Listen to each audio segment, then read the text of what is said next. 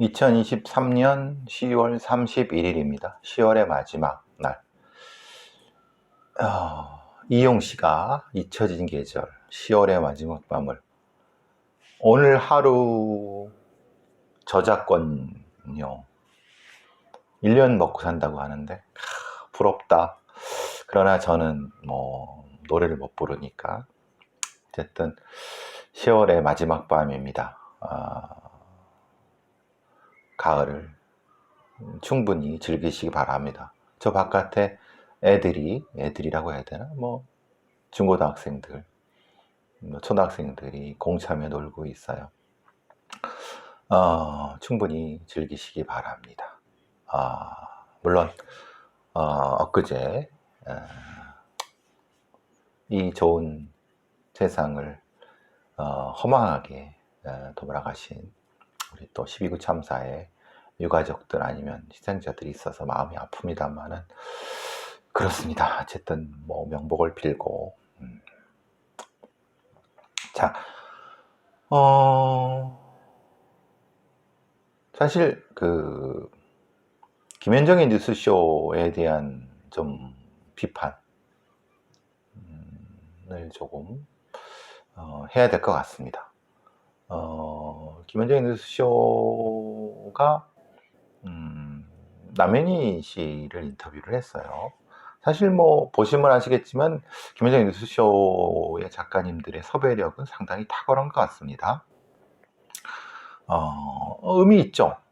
또 김현정 이런 형태로 해서 이런 상당히 치열한 아침 라디오의 경쟁에서 살아남으려고 하면, 예전에도 제가 간간히 좀 이런 문제점에 대한 지적을 한 적이 기억나실 겁니다. 적절하지 않다. TPO가 맞지 않는다. 좀 과도한 것이 아니냐, 가십적인 것이 아니냐. 물론 긍정적인 것도 상당히 많지만은 남현희 씨의 인터뷰는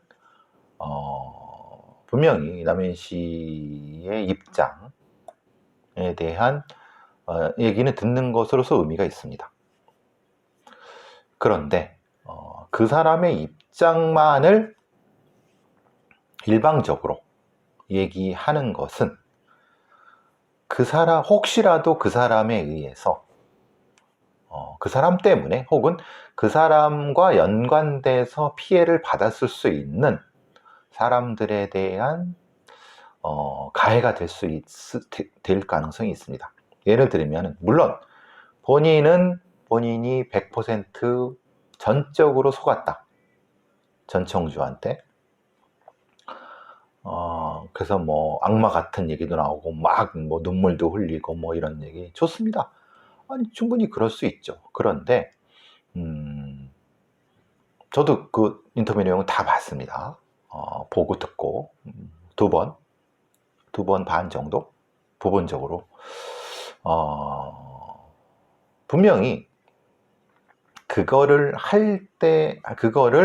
그렇게 인터뷰할 거라고 하면은 그 뒷부분에 이 지금 관련된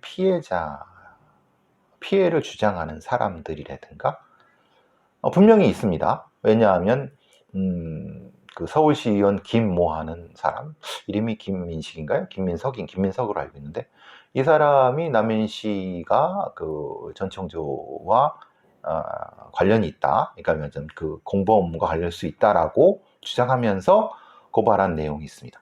그럼 그 고발한 내용과 관련된 것도 뒷부분에 분명히 넣었어야 된다고 봅니다.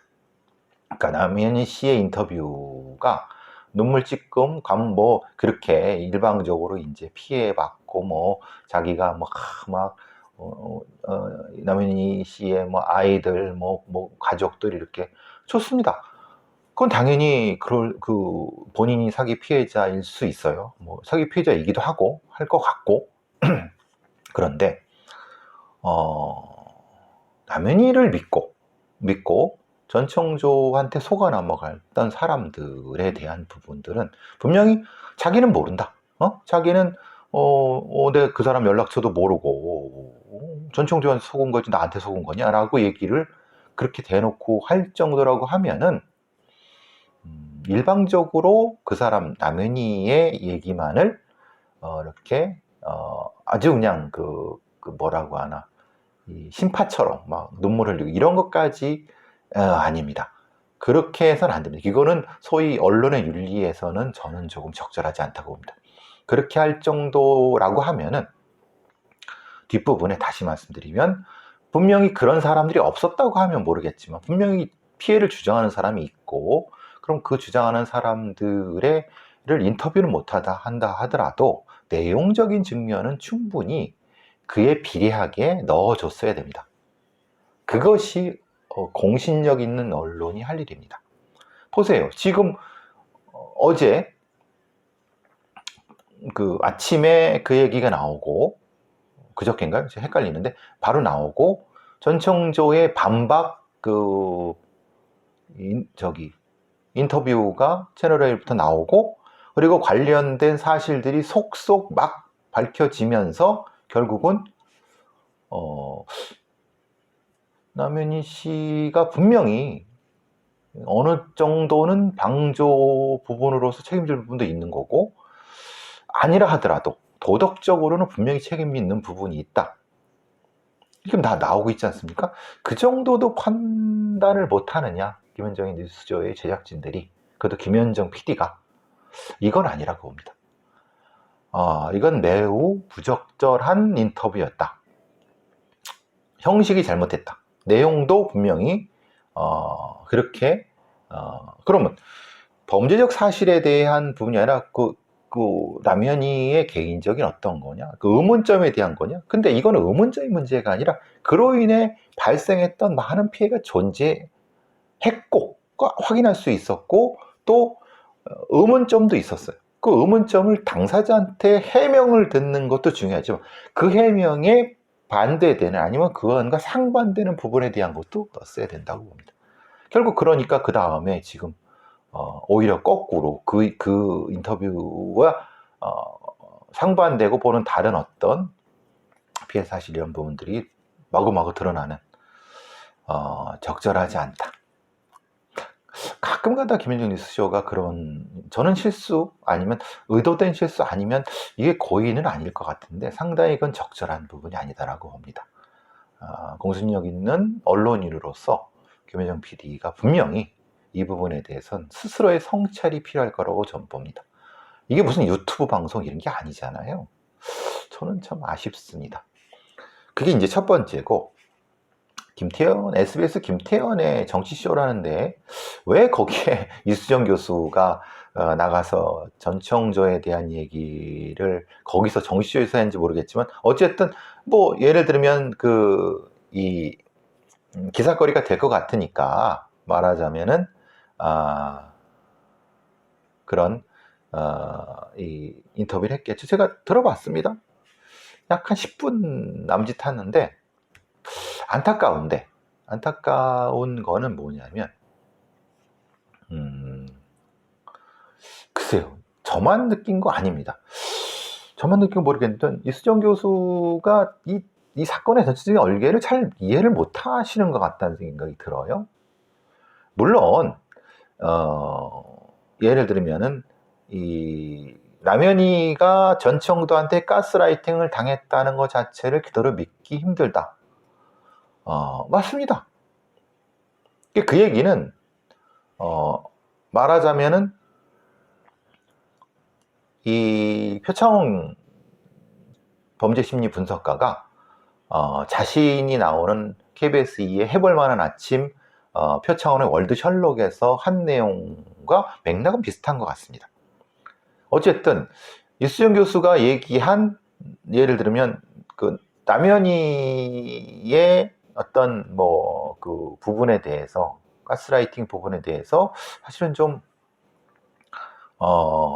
믿기 어렵다라고 하는 그 얘기를 하는데 전체적인 내용 부분은 좀 이해가 안 됩니다. 그러니까 이수정 교수가 이 사건을 조금 다르게 보는 것 같습니다.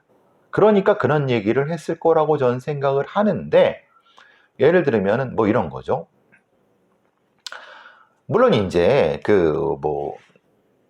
산부인과 기록만 보면 확인할 수 있다라고 하지만은, 그거는 예를 들면은 그건 저희 하수죠. 예를 들면 전청조 같은 애들은 그냥 대놓고 거짓말을 할 수 있습니다. 그 얘기 말하자면 전제가 뭐냐면은, 남현이라는 사람이 실제로 산부인과에 갔는데 소위 말하는 착상혈이라고 하는 그런 거, 그 얘기는 사실은 전체적 맥락은 남현이가 거짓말을 하고 있다라는 맥락과 연결이 됩니다. 왜냐? 그 간단한 거를 가면 확인할 수 있는 거를 전청조가 거짓말을 했겠느냐? 라는 맥락과 연결이 됩니다. 그런데 보시면 아시겠지만요, 전청조는 숨만 쉴 때마다 거짓말을 합니다. 그러니까 그냥 바로 사기꾼들은요, 진짜 이 생짜 거짓말쟁이들은요, 바로 10초 뒤에 금방 확인될 수 있는 것도 거짓말을 합니다. 저기 대놓고 해가 번영이 떠 있는데 해가 안 떠 있다고 확인할 수 있습니다. 그렇게 할 것도 거짓말을 합니다. 그러니까 말하자면 이수정 교수가 정확히 사기꾼이라든가 범죄자들의 거짓말에서 잘 이해를 못 하시는 것 같아요. 그러니까 예를 들면 두 사람의 진술 중 어느 진실인 걸 금방 알 수 있다. 그거 말도 안 되는 소리입니다. 그거는 사기꾼들은 그렇게 확인될 수 있는 것도 거짓말을 합니다. 그런데 실제로 남현이가, 그러니까 이제 그 얘기죠. 김현정의 뉴스쇼에 남현희 씨의 인터뷰를 봤을 때 100% 피해자로인 것처럼 비춰졌다. 그거는 김현정의 뉴스쇼가 남현희를 그런 방식으로 인터뷰한 것에 대한 잘못인 거지, 남현희는 당연히 자기 주장을 할 수 있죠. 그게 거짓말일 수도 있고 아니면은 그냥 감정적인 호소일 수도 있습니다.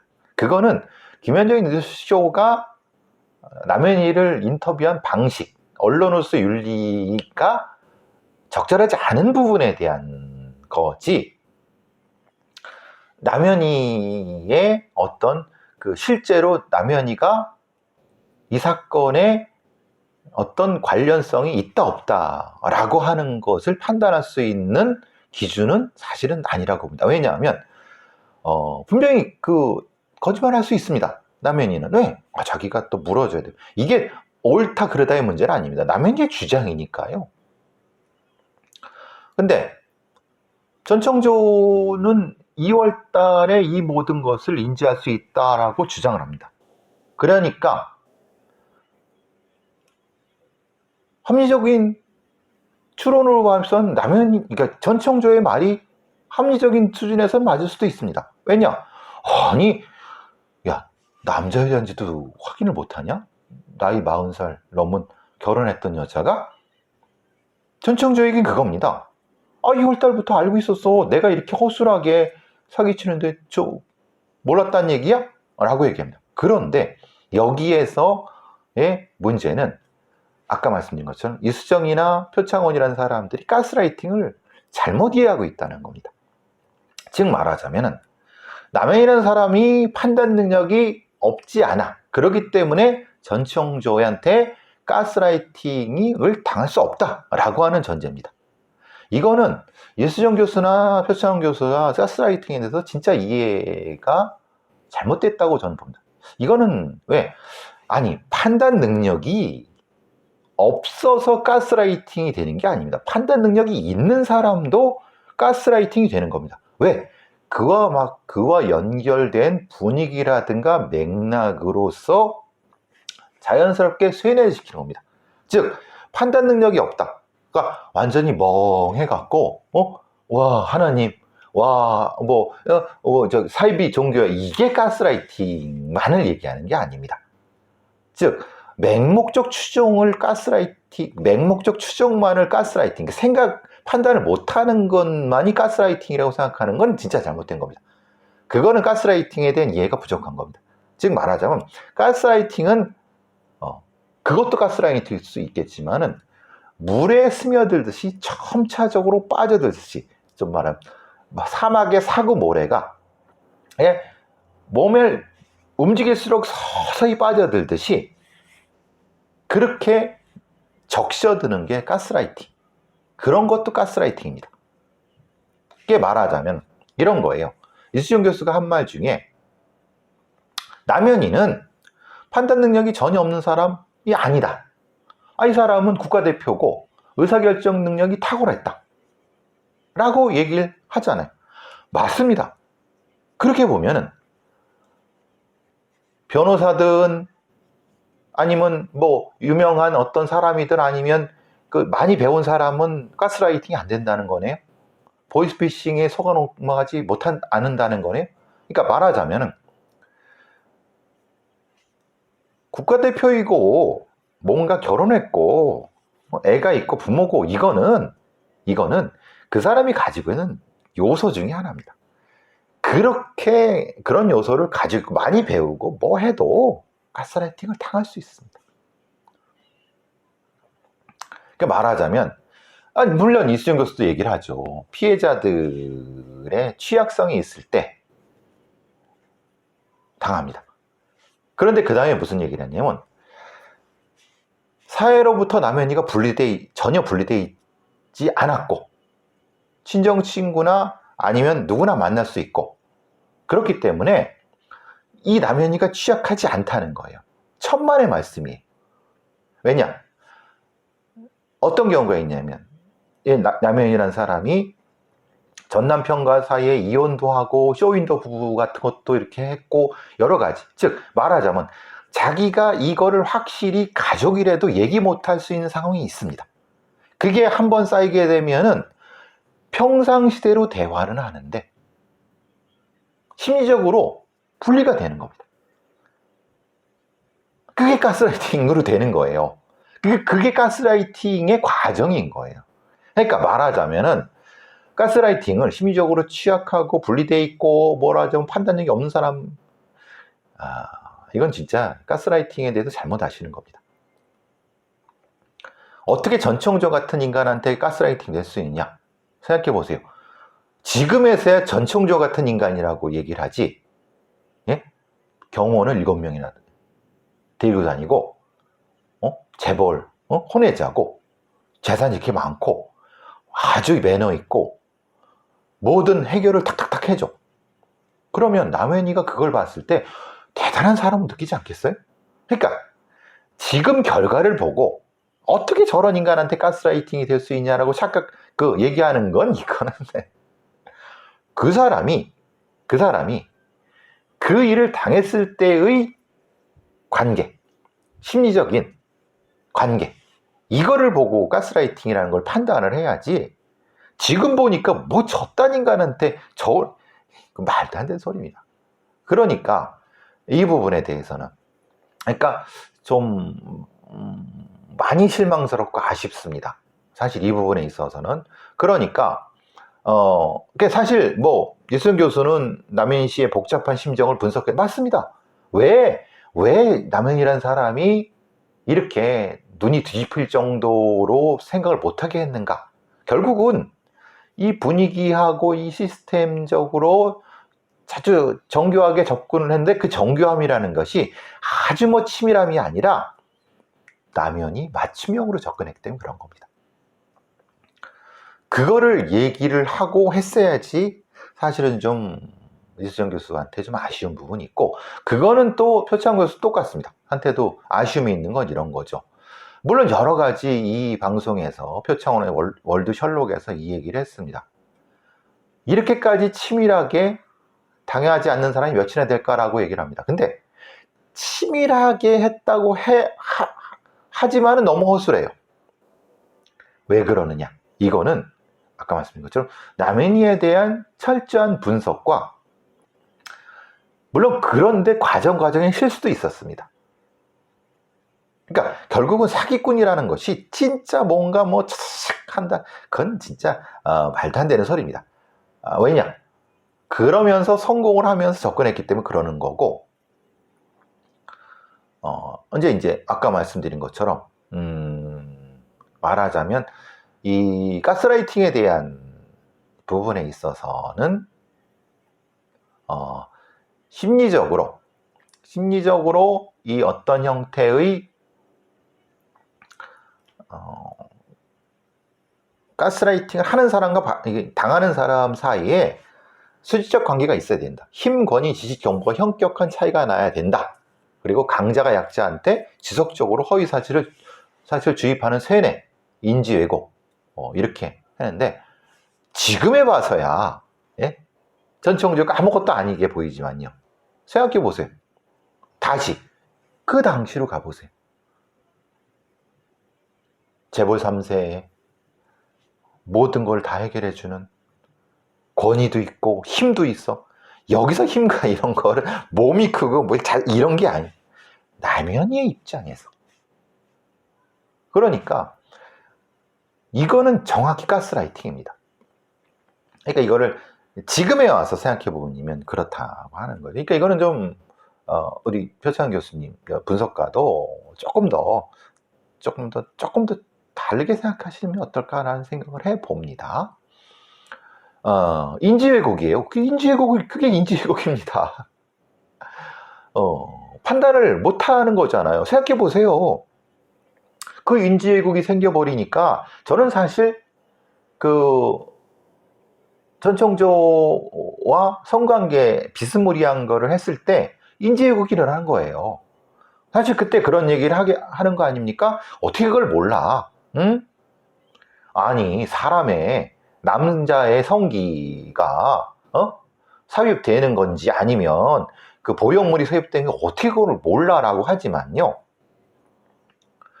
상당히 남자의 성기와 비슷한 보형물이 그런 도구가 충분히 있을 수 있습니다. 그걸 이제 트랜스젠더의 그 세계에서는 있을 수 있어요. 그리고 그걸 가지고 여러 설명을 하고 가스라이팅을 했다고 하면 했다고 하면은 충분히 속을 수 있습니다. 그게 인지 왜곡입니다. 그게 비생물체를 생물체로 인식하는 겁니다. 그러니까 근데 이제 표창원 교수는 이렇게 생각하는 거예요. 이런 거죠. 속고 싶어서 동조하면서 적극적으로 이런 거, 그러니까 이제 말하자면 그거죠. 이제 남현희 씨도 어느 정도까지 그런 부분이 있다고 하는 거예요. 아니, 그건 저도 부정하지 않아요. 그런데 유명인이라 하더라도, 뭐 소위 말하는 운동선수라 하더라도, 국가대표라 하더라도, 아니면 진짜 다 이렇게 인지왜곡 가스라이팅 당할 수 있습니다. 이거를 헷갈리면은 실제로 사기의 메커니즘을 이해하지 못하는 겁니다. 사실은 안타깝게도. 어쨌든 물론 이제 우리 표창원 교수님, 표창원 분석가님도 좋은 말씀 많이 해주시고 여러 가지 면에서 했지만은, 사실은 조금 가스라이팅에 대한 생각은 좀 부적절한, 실제 가스라이팅에 대한 어떤 설명과는 차이가 있는 것이 아닐까라는 그 얘기를 좀 말씀드리고 싶어서. 정확한 걸 알려줘야 되니까요. 아까 그리고 유수정 교수 같은 경우도 그건 또 정확히 알려줘야 되니까 제가 이 말씀을 한 겁니다. 오해가, 또는 대중들이 잘못 이해할까봐 그런 겁니다. 지금 나오는 얘기가 이제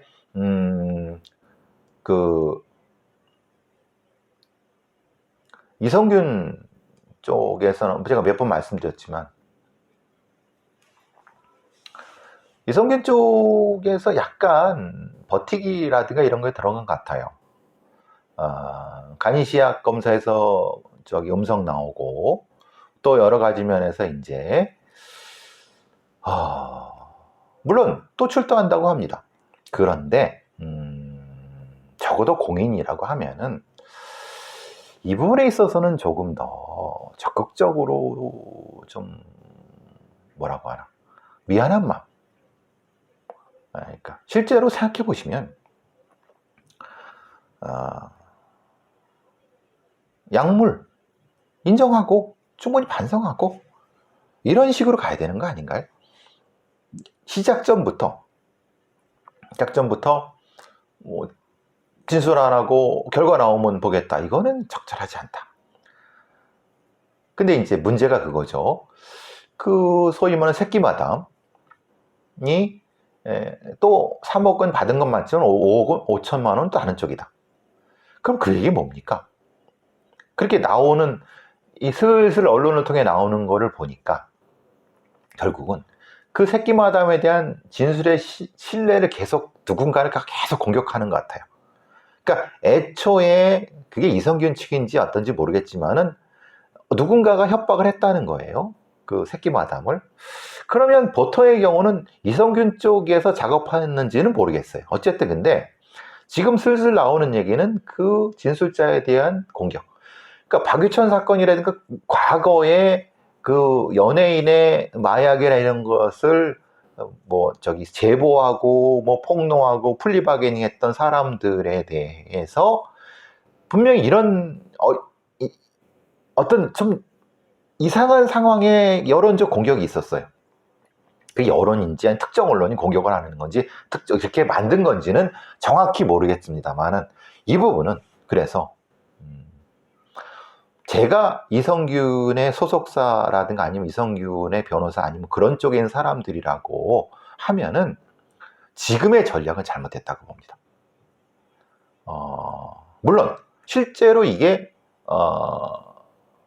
그러니까 약물을 했는지 안 했는지 모르겠어요. 근데 적어도 일정 부분에서 그 진술이 나왔고 그러면은 솔직히 인정을 하고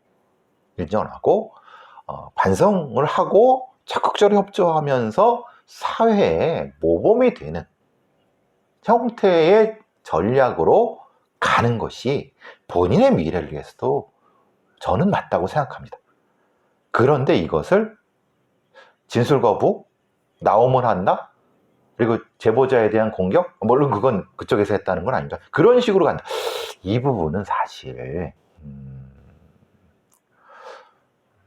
좀 아쉽다. 그러면 GD는 어떻게 되느냐? GD는 아예 영장 청구 단계부터 통신영장. 생각해 보시면 통신영장이라고 하는 것은 혐의를 확인하려고 하는 거예요. 그러니까 대부분의 통신영장 정도는 내줘요.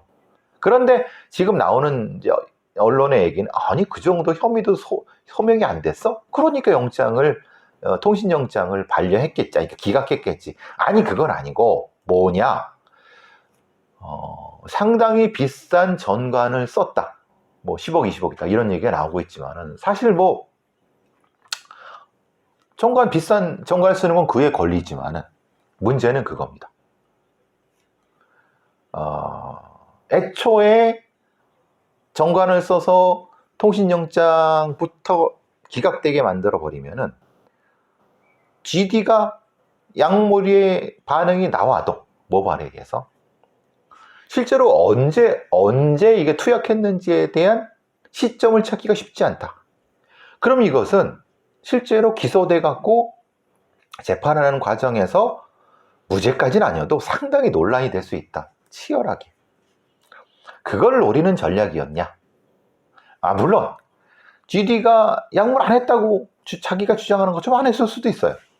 그런데 지금 제보자에 대한 여러 가지 부분에 있어서는 지금 이렇게 되는 거면 글쎄요.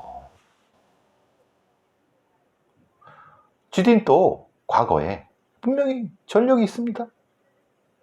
그러니까 연예인들의 마약을 대하는 자세는 전 잘못됐다고 봅니다. 당연히 안 했어야 되는 거고, 그렇지만 했다 하더라도 인정하고 반성하고 적극적으로 무엇인가를 해결하면서 스스로의 도덕성을 올리는 방향으로 가는 것이 맞지 않을까? 저는 감히 그런 말씀을 드리고자 합니다. 그게 본인을 위해서도 우리 사회를 위해서도 그게 더 나은 거 아닌가요? 그게 그게 정도가 아닐까요? 글쎄, 연예인들은 생각이 다르신가요? 모르겠습니다.